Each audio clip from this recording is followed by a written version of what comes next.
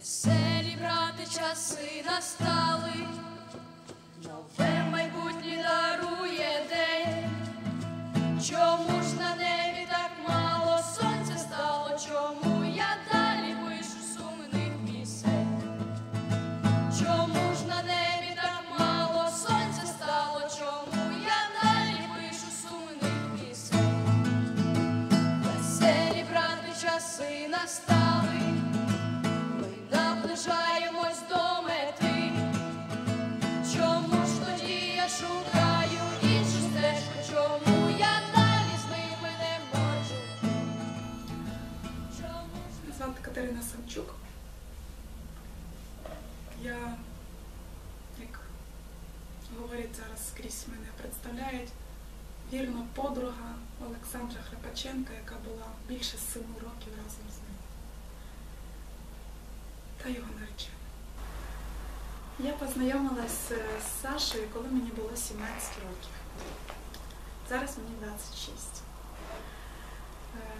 Через місяць мені виповнювалося вже 18, але фактично познайомилась ми з ним з 17 років.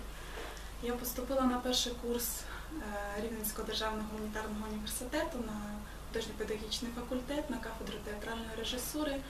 А Саша вже був на 3-му курсі, вже навчався там. Якби він був старший курс, всі, зрозуміло, перший курс всі рівнялися на старші курси, але чесно, тоді ще були злякані очі, квадратні, перші тижні з дому, сама не місцева, не з Рівного. Тому, чесно, спочатку навіть не розуміла, хто є хто.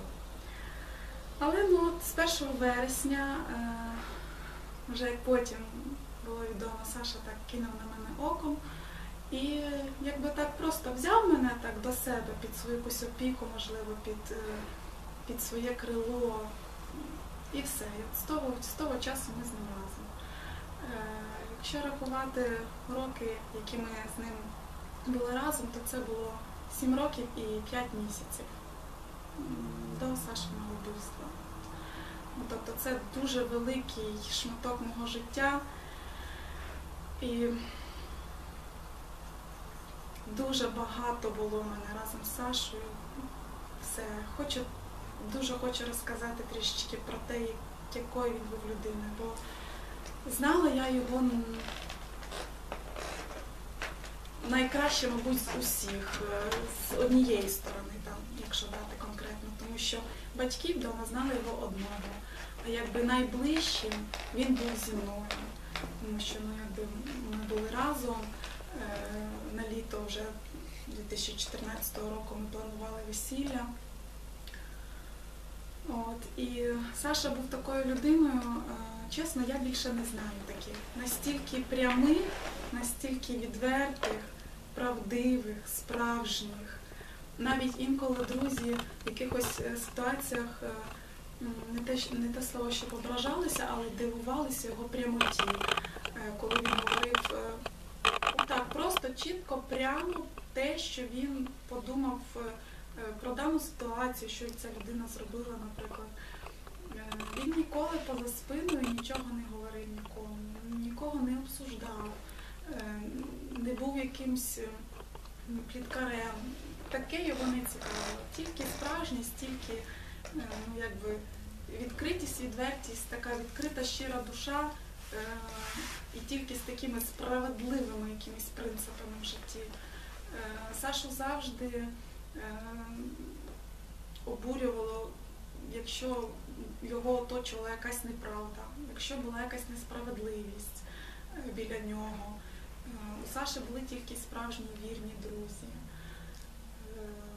Бо він бачив людину, і що мене дивувало, коли він говорив щось про моїх друзів, відразу, те. Розложив зразу по полочках, а я думаю, як він це побачив? Було в нього щось таке, що він міг побачити справжність людини, бо він сам був справжній. Він ніколи не намагався когось там обдурити чи ще щось. Ще дуже хочеться сказати за Сашу, за його творчу таку сторону. Він навчався на кафедри театральної режисури, за освітою він режисер драматичного театру. Його таланту дивувалися всі в університеті. Його режисерські роботи теж дуже вражали. В нього завжди якихось таких безліч ідей було, завжди цікаві якісь рішення, сценічні рішення. От говорять, що режисер може бути як режисером, так і актором, але щось таке одне з двох, або грати на сцені, або робити постановки на сцені, щось одне з двох все рівно має переважати. Але Саша був настільки талановитою людиною, що його як і постановки на сцені просто вражали, так і його акторська гра. Настільки така правдивість на сцені, що просто дивишся виставу і віриш йому.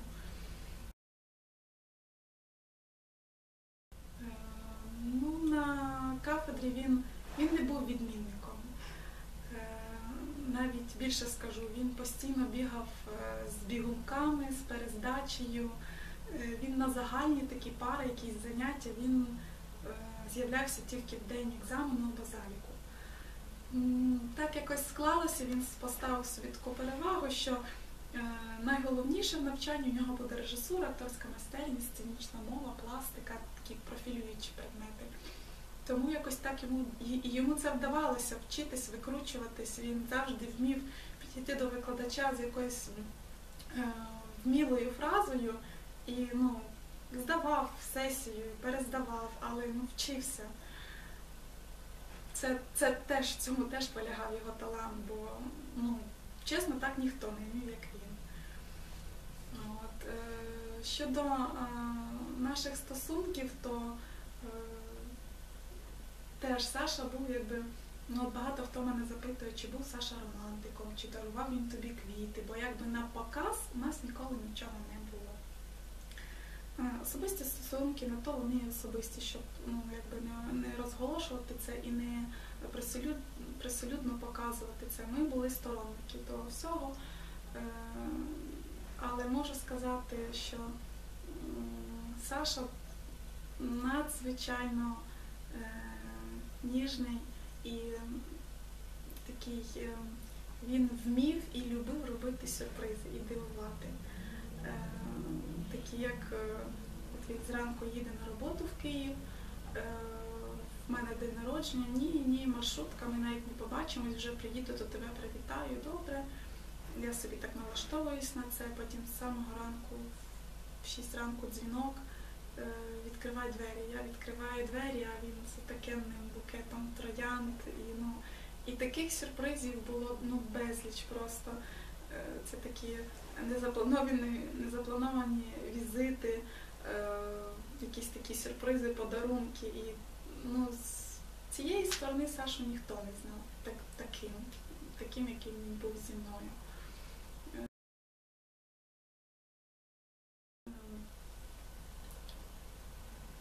Тут режисура і акторський талант Сашу надзвичайно надихали, ще було в ньому це все ще з самого дитинства. Він мені постійно розповідав і показував фотографії. Він завжди в школі, в команді КВН виборював призові місця. Завжди перші місця, куди б вони не їздили, де б вони не виступали, його команда завжди була перша, тому що він був там, ще з школи.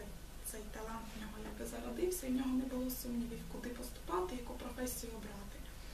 Але якось так паралельно йшло його захоплення театром і захоплення горами. Таке, можна так сказати, навіть друге Сашине ім'я – це альпініст. Він надзвичайно любив ходити в гори, просто виходити в ліс, в поход, вогнище, природу. Дуже часто Саша, коли вже довгий період часу не їздив в гори або нікуди не виходив на природу, навіть йому щось він мені говорив, я не можу, я так довго не був в горах, мені треба поїхати відпочити. Він вмів цим відпочивати і наповнюватись тією силою для подальшого життя в місті. От таке в ньому було присутнє. І от кожен новий рік це в нього на вершині однієї з гір. Завжди Крим, Карпати. Кожен рік він там зі своїми найкращими друзями Вони збираються, вони ретельно до цього готувалися, за кілька місяців продумували для себе кожний момент своєї подорожі.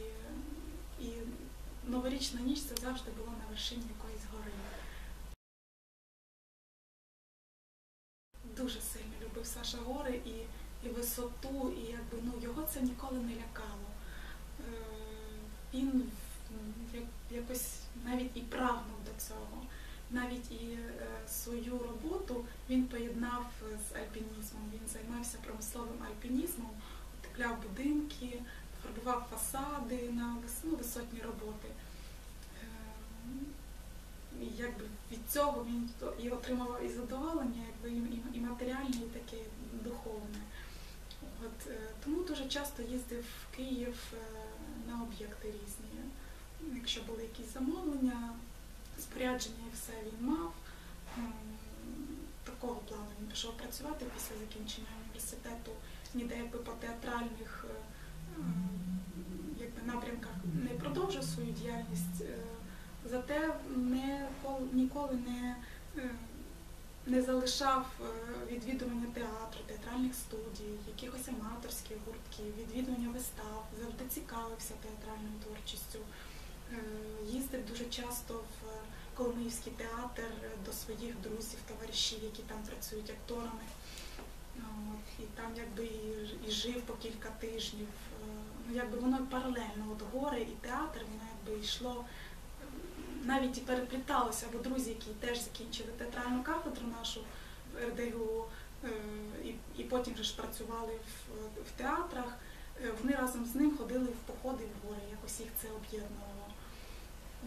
І він ніколи не боявся висоти. І дуже часто від нього чула такі розмови, що це висотка, завжди в нього питають, чи йому не було страшно, це ж вісиш там на 10-му, на 12-му поверсі, є якась певна там страховка, але все рівно це дуже небезпечна робота.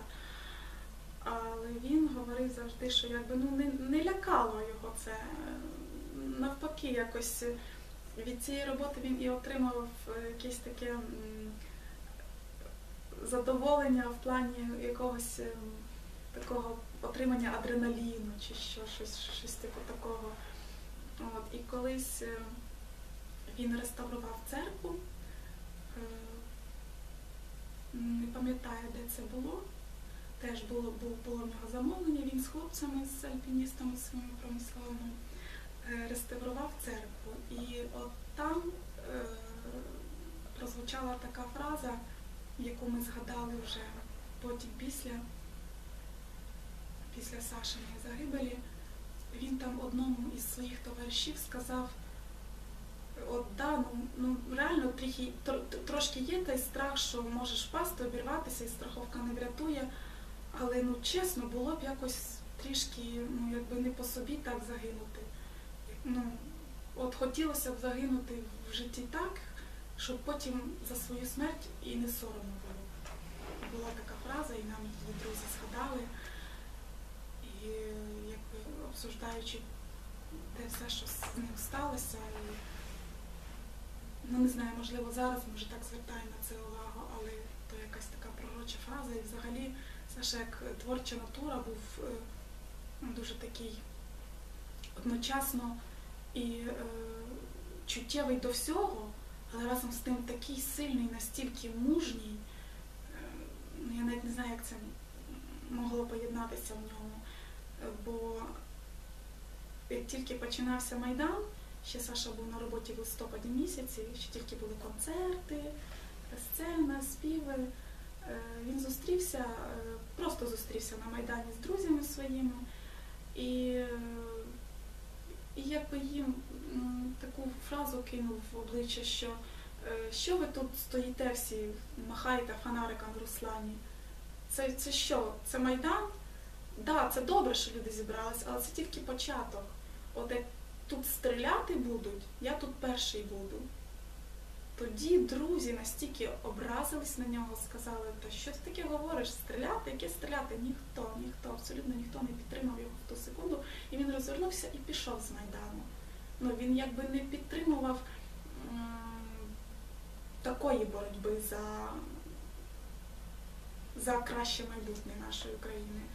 Потім згодом вже спілкувалася з друзями, які розказали мені цю ситуацію, і вони вже якби говорили, що зараз вони повністю прийняли Сашину фразу і дуже шкодують, що тоді ніяк не відреагували на неї. І якось, теж я рахую, що ця фраза така навіть і пророча. Хто б міг подумати, говорячи такі слова, Саша, що тут стріляти будуть, я тут перший буду. Так воно і сталося. Він ніколи не кидав свої слова на вітер. Він завжди дотримував свого слова, завжди виконував свої обіцянки. У мене, наприклад, ніколи з ним не було такого в стосунках, що він щось пообіцяв і не зробив. Настільки людина слова, що, чесно, таку ще треба пошукати. І як тільки почалися ці страшні події на Майдані, коли вже палали шини, коли вже була перша смерть Нігаяна, коли стали брати штурмом обласні адміністрації в обласних містах. І 24 січня взяли нашу Рівненську обласну адміністрацію. І, звичайно, Саша був в перших рядах взяття адміністрації, в перших рядах штурму. І це якби була точка, його така, мабуть, остання крапля в його рішенні, все-таки, що його час настав, і йому вже потрібно їхати на Київський Майдан. Бо він, пам'ятаю, після того, як взяли адміністрацію, він мені подзвонив і в такому захваті розповідав, каже: Катя, ти не розумієш, ми зайшли туди, ми перемогли, ми взяли штурмом адміністрацію, тепер це якби наше народне володіння. Як ми всі туди зайшли, як ми заспівали гімн, і він розказує це все, і в мене аж такі ніби як мурашки по шкірі, і могла тільки це представити, вже потім пізніше побачила відео, а мені ж він відразу подзвонив і сказав: ти, каже, навіть не можеш уявити, що це було, настільки це було сильно. І з того часу, буквально через день-два, він мені дзвонить і каже: Катя, я поїду на Майдан, на Київський. А я в силу того, не то, що його не підтримала, стала відмовляти, а тільки в силу того, що дуже переживала, бо розуміла, що там реально страшно ставало. Шини палають, і це точно вже були не концерти, це вже точно якби все йшло до того, що буде ще гірше, що то був тільки початок. Я би старалася його відмовити, але разом з тим і знала, що його ніхто не зупинить. Якщо він сказав, що він туди піде, тим більше, що він був таким активним учасником у нас в Рівному на Майдані, блокував виїзд Беркуту на Київ, це день, ніч, він скрізь був в тих заворушеннях, які тільки в нас траплялися на той час в Рівному. Вже потім я про це дізнавалась, бо він мені нічого не розповідав. І, в принципі, розуміла, що він поїде і нічого, і ніхто, і ніщо, і взагалі нічого його не зупинить. І він десь з 28 січня вже був на Майдані, тут в Києві. Але батькам нічого не сказав. Він домовився зі мною так, що якщо батьки будуть телефонувати, а вони могли телефонувати, ми були в хороших стосунках і є до цих пір, то на їхнє питання, що там, як там Саша, в Києві по роботі. Це все, що він просив мене говорити для тата, для мами, для бабусі, якщо буде телефонувати і запитувати. Правда. І вдома він так само всім сказав, що він їде в Київ, є об'єкт, якісь утеплення чи фарбування фасаду, щось типу того, як завжди, зібрав рюкзак і поїхав.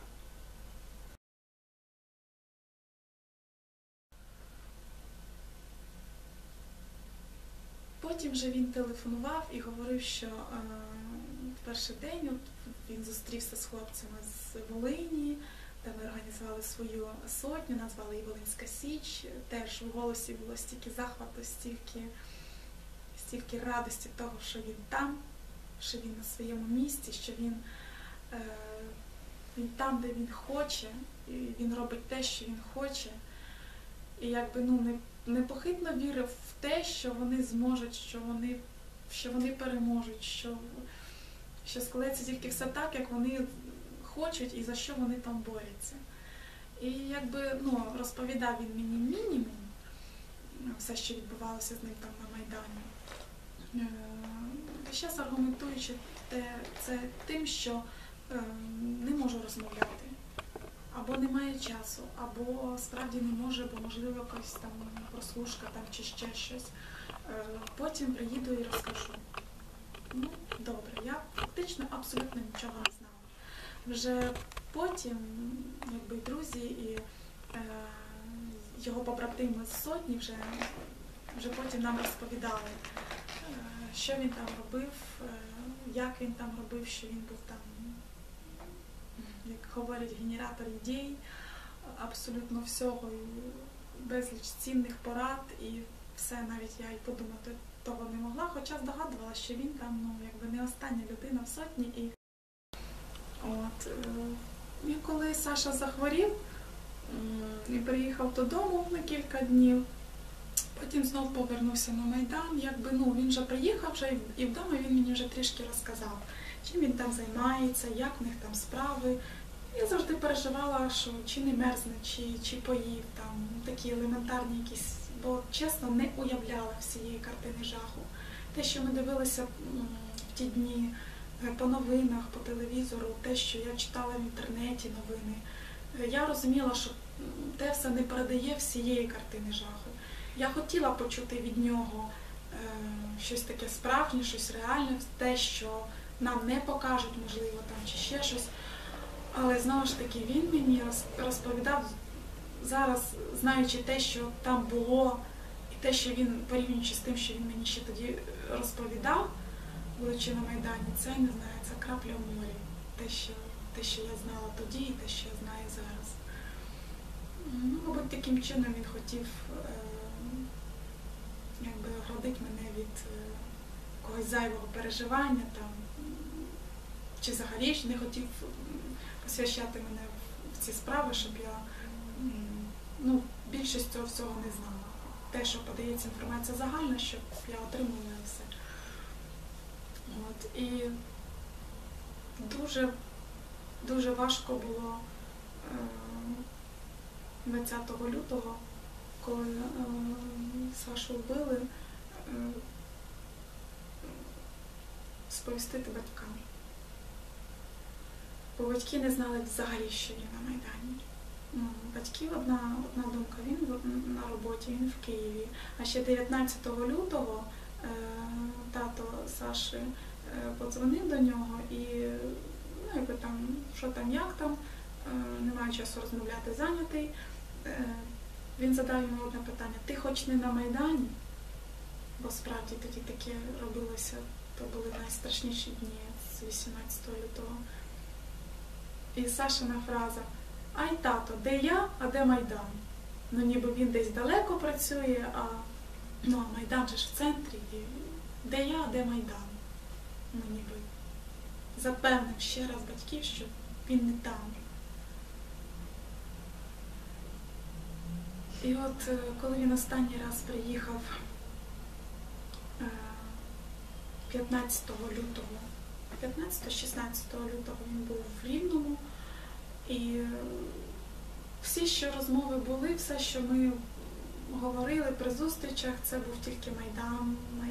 Він розповідав, як там, це найкращі часи, які тільки були у нього, яка там дружня атмосфера, як там все по-справжньому, що там стільки однодумців, що для нього це було так важливо. Стільки просила, кажу: Саш, можливо, вже не їдь, не потрібно, там є хлопці, не їдь, так переживала.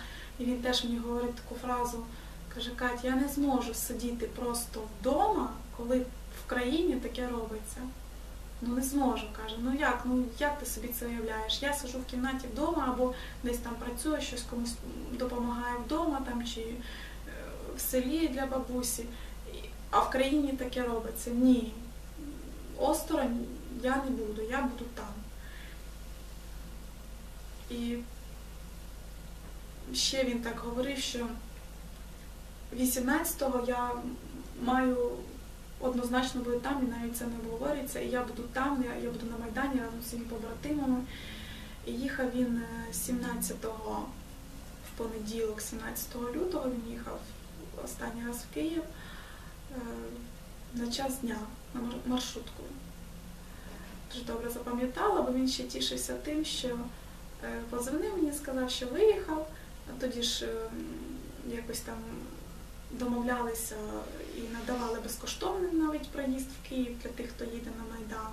І от йому там домовились через друзів, через знайомих, там трішки там багато людей підключили, і от безкоштовно в Київ виїхав. І він так, пам'ятає, тішився, що я перший раз в житті, каже, їду безкоштовно в Київ. Він так тішився тим, що, бо якби, гроші були на квиток і все, але тут безкоштовно йому є місце в маршрутці, і він їде тією маршруткою якось, Я пам'ятаю ще, як він останній раз був у мене вдома і вже виходить, якби прощаємося, все, і він мені говорить таку фразу, якось так просто дивно сказав. Каже, Катя. Він виходить, вдягається, вже втягнув рюкзак і дістає телефон, наушники собі налаштовує, що якби вийти з під'їзду і відразу музику вимкнути. А в нього один наушник, а другий зламаний. І він так, зламані наушники, так трішки розстроївся і каже мені, Катя, як в мене колись буде день народження, ти мені подаруєш наушники? А я перше, що йому кажу, як це? Я кажу, що це за фраза? Кажу, я не зрозуміла. Як в тебе колись буде день народження? Кажу, звісно, подарую. Якось і так запам'ятала це, я навіть не знаю, чого він так дивно якось сказав, як в мене колись буде день народження. А я ж так посміялася, потім кажу, от якщо колись в тебе буде день народження, я йому ще так знову наголосила на тому, то я тобі, кажу, наушники подарую. І все, він такий задоволений, і ще, як завжди, накидав на прощання свої плани на майбутнє. Все, як приїду, вже точно заберу закордонний паспорт, вже готовий, вже давно собі хотів зробити, нарешті він був зайнявся цим, зібрав документи, подав, і вже він був готовий. На цих 2 дні, що він був 15-16 і півдня 17 лютого був в Рівного, він не встиг його забрати. Каже, вже як приїду, то вже остаточно заберу закордонний паспорт, там і буде і те, і якби і весілля знову якби обговорювали. І він пішов. Така була у нас остання зустріч. Такі останні слова, така остання фраза за цей день народження, то, чесно, дуже важко згадувати, бо не знаю, чого він так сказав. З батьками які були відносини? Катічка, розкажіть. Він ріс в любові 2 бабусь, мами, тата, меншого брата. Брат менший на 11 років за нього. Прекрасна сім'я, але чим старший Саша ставав, тим більше він хотів повної незалежності від сім'ї. Він настільки був незалежний духом і хотів бути незалежним якби в такому плані, щоб він сам собі все купував, сам собі на щось там заробляв, відкладав. Тобто, він зовсім не прив'язувався до матеріальної сторони зі сторони батьків. Він все старав, навіть якщо в нього не було там гривня в кишені, він настільки вмів викрутитись, він не то, що не попросив би там батьків чи бабусі, але він настільки був незалежною людиною, що він хотів, він прагнув, він завжди йшов до цього. І дуже самостійний був. Не було такого, я про нього зовсім не можу сказати, що він був там мамкин синочок там, чи ще щось. Настільки він, так от він хотів, він так поставив, і він йшов по такому сценарію, якби у плану в житті.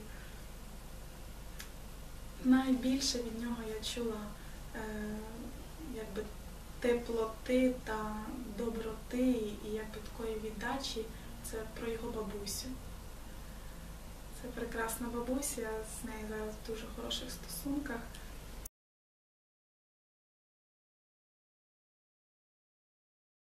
Я 5 років в вересні виповнилось, але чесно, це настільки молода душа і людина.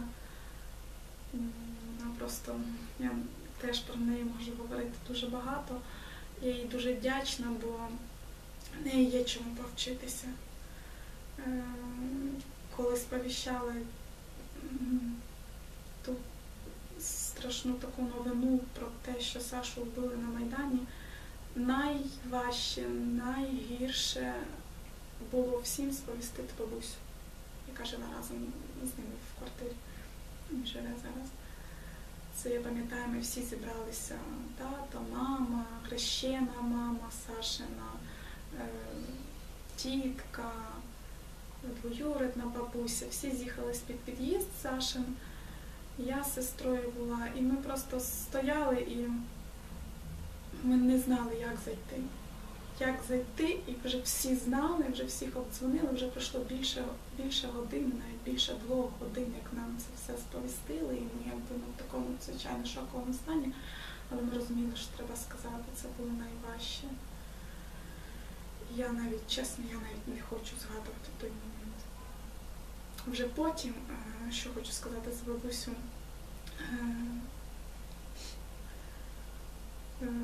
вона настільки сильна, вона мене, якби, я не знала, як мені себе поводити в ті дні.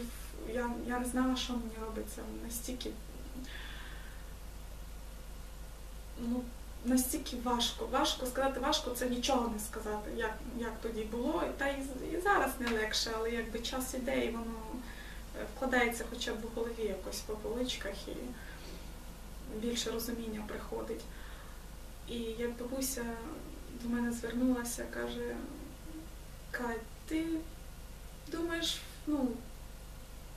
мені, каже, легше, а вона не плаче, якось приїхала до них додому і щось сиділи, згадували Сашу, і я щось так розплакалася, а вона каже: Кать, ти думаєш, я не плачу, і я не хочу ридати просто день і ніч, а я отак зроблю, і все. І вона настільки себе, і я як це побачила, чесно, я цього ніколи не забуду, і я їй дуже вдячна в цьому такому моменті, мені стільки підтримки, і я хочу в неї цього вчитися. Такої, якби, вона мала на увазі не тримати це все в собі, а якби, я її зрозуміла, що вона хотіла цим сказати.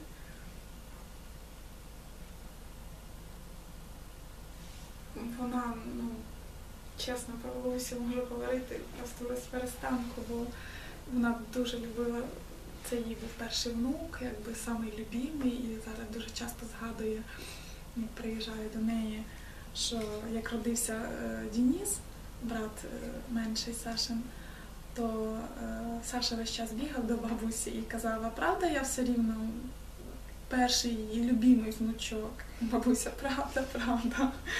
Якби трішки переймався по цьому, як дитина. Вибачте, я завжди запитую одне і те ж питання. А батьки бачили в нього цей героїзм вже тоді малим? І звідки він взявся в нього? Чи це у нього виховання таке було? Чи в нього якісь були прадіди? Що ви скажете на це? Я навіть не знаю, чи бачили батьки цей героїзм і те, настільки він любив Україну, що він якби поклав своє життя за неї і за кожного з нас. Але теж згадався відразу такий момент, як він був ще в школі, маленький, і він ніколи не хотів вчитися, якихось уроків робити, там відмінно старатися. Коли мама з ним якби намагалася з цим боротися, він їй сказав таку одну фразу, і потім він її повторював: от побачиш, мамо, я ще стану знаменитим. І от настільки таких багато фраз, просто зараз згадуєш і дивуєшся, чого було так сказано, чого саме тоді, чого саме така фраза. Батьки завжди бачили, що в Саші було дуже велике таке загострення до несправедливості в світі. Оце вони бачили, оце вони знали. Вони знали, що він вірний самому собі, що він якби ніколи не зрадить. От. А стосовно того великого героїзму, який в нього справді був заложений і просто, не знаю, наповнював, мабуть, всього його, чесно, це і для мене було таке відкриття, бо я знала, що Саша справжній, Саша сильний і духом, і якби він і воїн, бо він вмів захистити, мені з ним ніколи не було страшно. Я була за такими надійними плечима, що просто, не знаю, не найменшого сумніву ніколи не було. От, але для багатьох друзів, мабуть, і для батьків, і для мене самої, я ж кажу, було це відкриття, що Саша пішов на Майдан, і що він був перший скрізь і всюди, що він йшов вперед, що він того всього не боявся. Ми знали, що він якби багато чого не боїться, і мало що було на нього могло повпливати там, і якби злякати його так аж сильно, щоб він ступив крок назад. Але що от саме такого героїзму, просто він ніколи про це не говорив.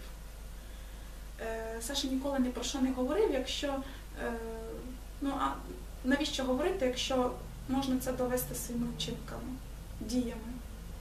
Він ніколи не говорив якихось таких громких фраз, які потім треба було доводити вчинками.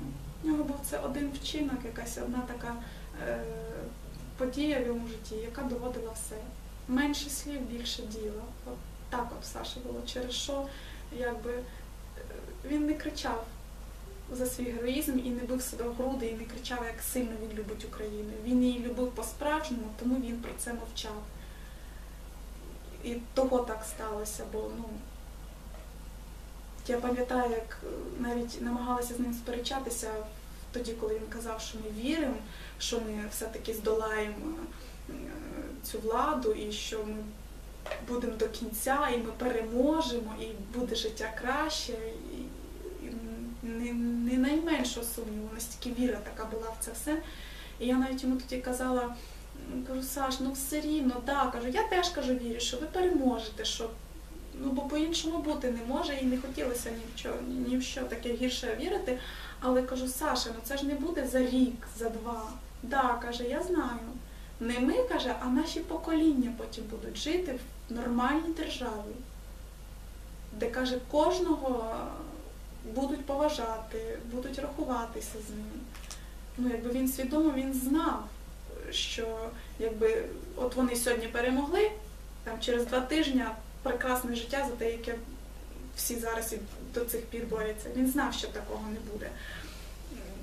Але знаючи навіть це, він був готовий йти, боротися до кінця, знаючи, що навіть він не буде жити якби в тій нормальній державі. Але я так думаю, що всі герої Небесної Сотні вже виконали свої надзавдання, чим відбулася така велика революція, і перш за все революція гідності. Свідомість кожного українця настільки помінялася, якби так піднялася вверх, настільки патріотика, яка заложена була в кожного вона була, але настільки вони вклали в кожного, вони навіть того самі не знаючи, вони це зробили. Ота революція гідності, яка відбулася, вона відбулася з перемогою. В цьому навіть їхня перемога. І в цьому навіть їхні смерті не даремні. Бо багато фраз чується, що ой, щоб смерті були не даремні. Всі якось намагаються довести це до якогось логічного кінця, щоб наступив мир. Звичайно, миру дуже хочеться, якби це буде логічним завершенням того всього, що почалося.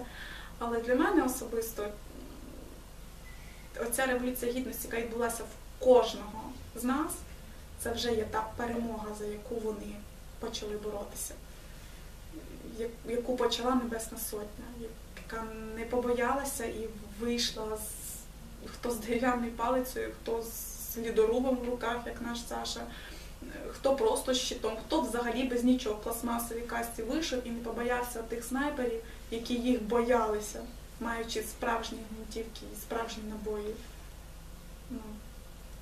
Це все доказує.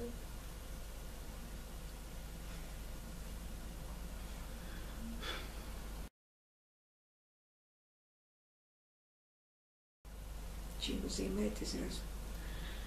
Я працюю в будинку культури, в Рівненському будинку культури Українського товариства глухих. Знаю мову жестів, працюю за спеціальністю, я художній керівник. Спеціальність режисер драматичного театру, але художній керівник і режисер, це організатор, це дуже близько. Але в особливому місці з глухими людьми. Робота надзвичайно подобається, я надзвичайно люблю свою роботу. От,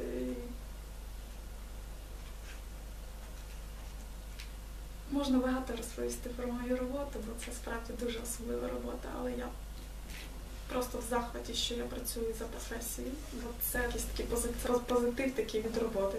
Тоді робота не стає тягарем, а тільки ще чимось приємним. Добре, дуже добре, дуже приємно, що Олександр була така наречена. Дуже приємно.